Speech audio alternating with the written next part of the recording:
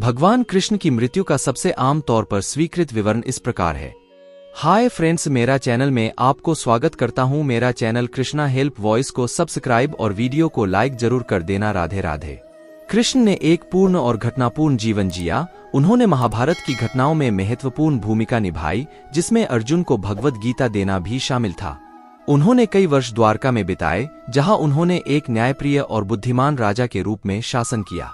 एक दिन जब कृष्ण प्रभास के जंगल में एक पेड़ के नीचे ध्यान में बैठे थे, तो गलती से उन्हें एक तीर लग गया। घास के टुकड़े से टकराया हुआ तीर उसके पैर में जा लगा। ऐसा कहा जाता है कि यह घटना दुर्वासा नामक ऋषि द्वारा कृष्ण को दिए गए श्राप का परिणाम थी, और यह एक संकेत था कि उनका सांसारिक अवतार समाप्त हो रहा था। कृष्ण ने यह जानकर कि उनके नश्वर संसार से प्रस्थान करने का समय आ गया है, शांति से अपने भाग्य को स्वीकार कर लिया। उसने तीर या श्राप के परिणाम का विरोध नहीं किया। इसके बजाय उन्होंने अपने दिव्य स्वरूप को प्रकट होने दिया और अपना भौतिक शरीर छोड़ दिया।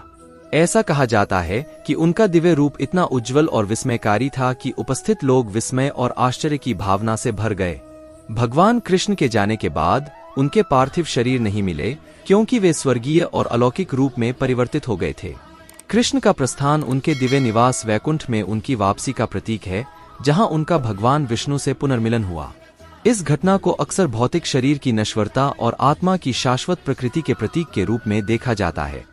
भगवान कृष्ण की शिक्षाएं, विशेष रूप से भगवद गीता में पाई जाने वाली शिक्षाएं, भौतिक संसार से वैराग्य और किसी के सच्चे आध्यात्मिक स्वरूप की प्राप्ति के महत्व पर जोर देती हैं। भगवान श्री कृष्ण के मृत्यु का वर्णन महाभारत के अनुसार किया जाता है। विशेष रूप से उनकी मृत्यु युद्ध के दौरान हुई थी। महाभारत के युद्ध में भगवान कृष्ण दोनों पक्षों के संघर्ष में नहीं भागे, लेकिन वे कौरवों के पक्ष में नहीं थे। उन्होंने पांडवों का साथ दिया और उन्हें अनेक उपदेश और समय समय पर सहायता प्रदान की। महाभारत के युद्ध के बाद जब कौरवों की हार हो चुकी थी और युद्ध समाप्त हो चुका था, तो भगवान कृष्ण ने द्वारका को विदा कर दिया और अपना आध्यात्मिक स्वरूप प्रकट किया। एक दिन जब भगवान कृष्ण वृंदावन में गाय के साथ खेल रहे थे, तो उनके दाहिने पैर के अंगूठे पर एक तेज स्थान से अपहरण हो गया। इस घटना के बाद एक शिकारी ने उस गोपाल को तीर मार दी, जिससे उनका विध्वंस हो गया। भगवान कृष्ण के विध्वंस के बाद उनकी अंतिम यात्रा शुरू हो गई। वे गंगा के किनारे गए और वहां बैठकर अपने अनुयायियों को अंतिम उपदेश दिए।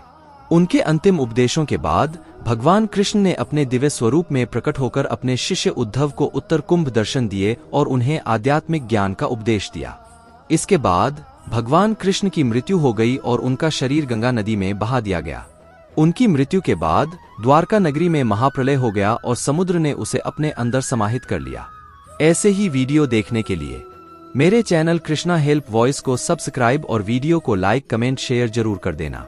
जय श्री कृष्णा।